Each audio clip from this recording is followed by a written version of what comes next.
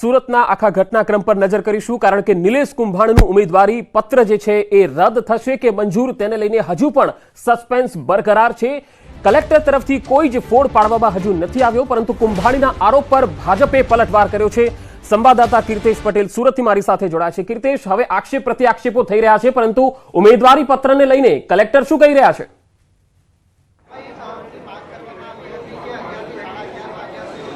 બિલકુલ પંકજ, ઉમેદવારી પત્રને લઈને ગઈકાલે જ સુરત કલેક્ટર દ્વારા મૌખિક ઓર્ડર આપી દેવામાં આવ્યો હતો કે આ ફોર્મ રદ કહેવાય, પણ જે પ્રકારે નિલેશ કુંભાણી અને લીગલ સેલના એડવાઇઝરોએ 12 કલાકનો સમય માંગ્યો હતો અને તેઓ ટેકેદારને હાજર કરવાના હતા। જોકે ટેકેદાર 11 વાગ્યા સુધી હાજર નથી થયા, એટલે કે હવે ટૂંક સમયમાં લેખિત ઓર્ડર મળી શકે। આપણી સાથે કોંગ્રેસ લીગલ સેલના આગેવાન બાબુભાઈ માંગુકિયા છે, આપણે સીધા વાત કરીશું બાબુભાઈ સાથે। શું કહેવું છે બાબુભાઈ, શું કહેશો? ગઈકાલથી આ હાઈ વોલ્ટેજ ડ્રામા શરૂ થયો હતો, ગઈકાલે કયા પ્રકારની દલીલો, આજની દલીલો અને હવે શું? ગઈકાલથી આ જે હાઈ વોલ્ટેજ ડ્રામા શરૂ થયો એ 11 વાગ્યાથી શરૂ થયો। 11 વાગે ભારતીય જનતા પક્ષના ઉમેદવારના એજન્ટ એ 4 ઉમેદવારના 4 પ્રપોઝલ દરખાસ્ત કરનારને હાજર કર્યા અને એફિડેવિટ ફાઇલ કરાવી। પહેલાં ઓબ્જેક્શન લીધું કે આ 4 સિગ્નેચરો છે એ ખોટી છે, આ ફોર્મમાં કોઈ પણ પ્રપોઝરે દરખાસ્ત કરનારને કોઈ સહી કરી નથી। પછી સડનલી નાટ્યાત્મક રીતે 4 જણા હાજર થઈને એફિડેવિટ રજૂ કરે, ત્યારથી આ ડ્રામા શરૂ થયો છે। અત્યારે અમારી દલીલ પૂરી થઈ ત્યાં સુધીનો આ ડ્રામા ચાલુ છે અને હવે ઓર્ડર આવશે એટલે આ ડ્રામા પૂરો થશે। હવે એની જે મહત્ત્વની ઘટનાઓ છે તમને કહું કે ગઈકાલે અમને એક શોકોઝ નોટિસ આપવામાં આવીને કહેવામાં આવ્યું કે તમારા ટેકેદારો આવીને કીધું છે કે તમે સહી કરી નથી એટલે તમારું ફોર્મ રદ થવાને પાત્ર છે, તમારે શું કહેવું છે? એટલે પહેલાં અમે 4 વાગ્યા સુધીનો ટાઈમ માગ્યો, 4 વાગે ફરી આજ સવાર 9 વાગ્યા સુધીનો ટાઈમ માગ્યો, એટલે અમને 9 વાગ્યા સુધીનો ટાઈમ આપ્યો। અમે 3 અરજીઓ આપી। એક આપી કે આ લોકોનું અપહરણ કરવામાં આવ્યું છે, બીજું હેન્ડરાઇટિંગ એક્સપર્ટનો ઓપિનિયન લેવામાં આવે, અને ત્રીજું આ 3 લોકોને હાજર થઈને એની અમને ઉલટ તપાસ કરવાની તક આપવામાં આવે। અમે પોલીસમાં પણ અરજી આપી, પોલીસ કમિશનરમાં પણ અરજી આપી।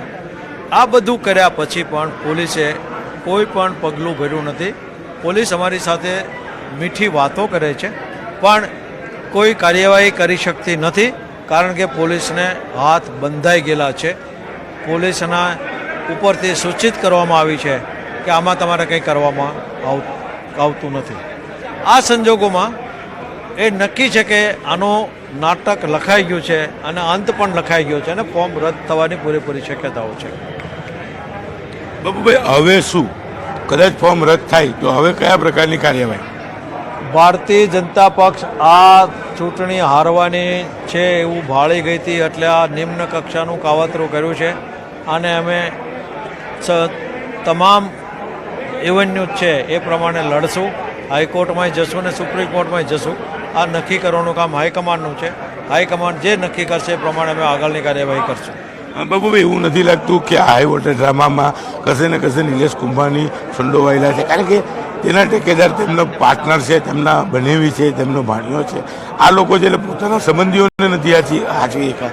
જુઓ, આ જે ઘટના ઘટી છે ને એમાં નિલેશ કુંભાણી સામે 100% આંગળી ચીંધી શકાય, પણ તમે એનું બીજું પાસું કેમ નથી વિચારતા કે એણે પોતે 4 પોતાના અંગત માણસોને નક્કી કરી અને એની સહીઓ લીધી, અને એ જ માણસો એની વિરુદ્ધ લોકસભાની ચૂંટણીમાં એનું નામાંકન પત્ર રદ થાય અને એમાં એની ખૂબ મોટી નાલોશી થાય, એવું પગલું એના સગાઓ શું કામ લે, એના ભાગીદારો શું કામ લે?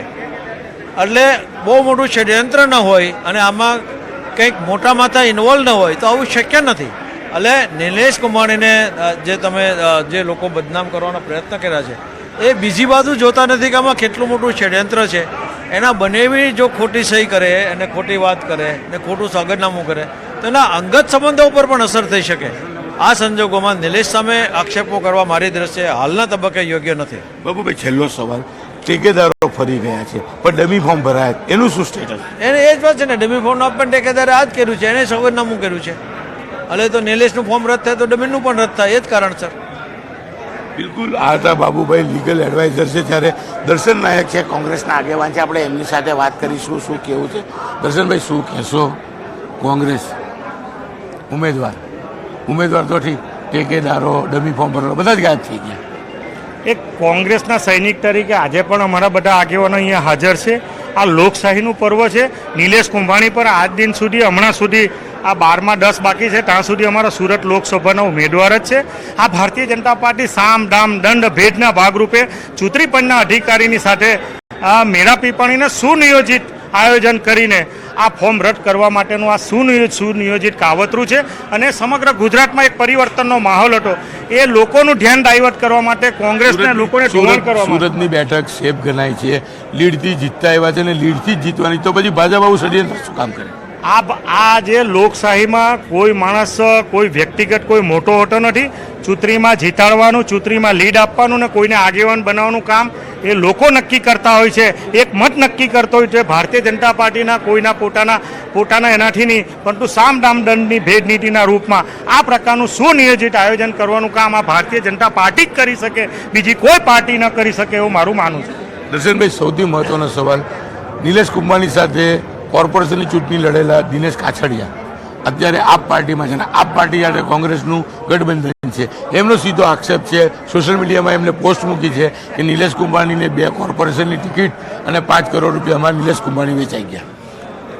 સમગ્ર બાબતમાં સ્વાભાવિક છે કે ઇન્ડિયા ગઠબંધનના તમામ આગેવાનો ભેગા રહીને છેલ્લા 20 દિવસથી ઘરે ગામે ગામ અને સભાઓ કરીને સમગ્ર સુરતમાં એક વાતાવરણ બનાવવાનું કામ કરતા હતા. અને આવી ઘટના બનતી હોય તો એમનો મનોબળ, એમની લાગણી એ દુઃખી થતી હોય અને એક વ્યક્ત કરવાના ભાગરૂપે સ્વાભાવિક છે કે આગેવાનો મારી પણ લાગણી એવી વ્યક્ત થતી હોય, પરંતુ એના ભાગરૂપે એમનો વ્યક્તિગત કોઈ ઓપિનિયન હોઈ શકે.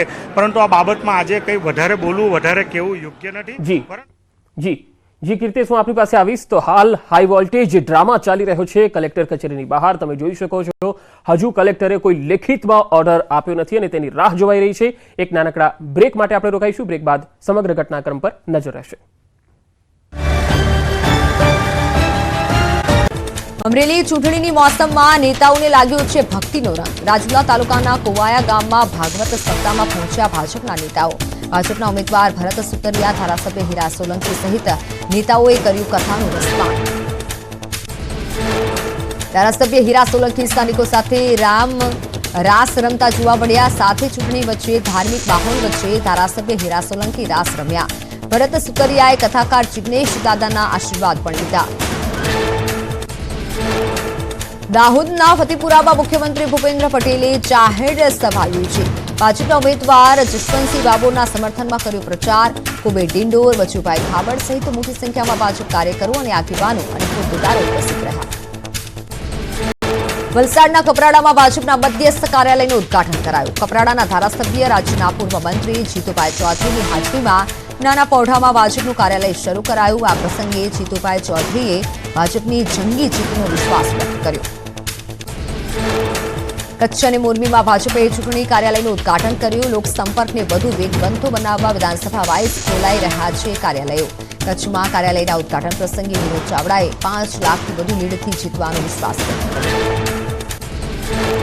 અમદાવાદ પૂર્વ અને પશ્ચિમ લોકસભાની બેઠક પર નામાંકન પ્રક્રિયા પૂર્ણ. અમદાવાદ પૂર્વ બેઠક 35 ઉમેદવારોએ કુલ 44 ફોર્મ ભર્યા અને પશ્ચિમ બેઠક 12 ઉમેદવારોએ 19 ફોર્મ ભર્યા. ભાજપ, કોંગ્રેસ અને અપક્ષ ઉમેદવારોએ ભર્યું છે ફોર્મ. કચ્છ કલેક્ટર અમિત અરોરાએ કચ્છી ભાષામાં મતદાનની કરી અપીલ. 7મી મેના રોજ મતદાનના દિવસે લોકશાહીના પર્વમાં મતદાન કરવા માટે કરી અપીલ. લોકશાહીનો પવિત્ર તહેવાર મતદાન કરી મનાવવા માટે કરી અપીલ. મહારાષ્ટ્રના નાંદેડમાં પ્રધાનમંત્રી નરેન્દ્ર મોદીએ ગજવી જનસભા. પીએમ મોદીએ ભાજપને જંગી બહુમતીથી વિજય બનાવવા માટે કર્યું આહ્વાન. જનસભામાં મોટી સંખ્યામાં ઉમટી જનમેદની. નાંદેડમાં પીએમ મોદીએ પ્રથમ તબક્કામાં મતદાન કરનારાઓનો આભાર માન્યો. પીએમએ ફરી કોંગ્રેસ અને ઇન્ડી ગઠબંધન પર નિશાન સાધ્યું. કહ્યું, ઇન્ડી ગઠબંધનને ઉમેદવાર નથી મળી રહ્યા. પીએમએ કહ્યું કે 4 જૂન પછી ઇન્ડી ગઠબંધન એકબીજાના કપડાં ફાડશે. હું મતદારોને કહું છું કે પોતાના મનની વાત સાંભળી એનડીએને મત આપો. ગરીબો, દલિતો, વંચિતો અને ખેડૂતોના વિકાસ માટે કોંગ્રેસ હંમેશા દિવાલ બની. કેન્દ્રીય ગૃહમંત્રી અમિત શાહે રાજસ્થાનના ભીલવાડામાં સભા ગજવી. ભાજપના ઉમેદવાર દામોદર અગ્રવાલના સમર્થનમાં વિજય સંકલ્પ મહાસભાને સંબોધન કહ્યું કે દામોદરજીને આપવામાં આવેલા દરેક વોટ નરેન્દ્ર મોદીને પ્રધાનમંત્રી બનાવશે. શાહે કહ્યું કે મોદીએ એક જ ઝાટકે ટ્રિપલ તલાક હટાવ્યું. 80 કરોડ ગરીબોના કલ્યાણ માટે કામ પૂરું થયું. મફત રાશન આપ્યું. 12 કરોડ શૌચાલય બનાવી માતાઓ અને બહેનોનું સન્માન કર્યું. 10 કરોડ લોકોને ઉજ્જવલા કનેક્શન આપ્યા.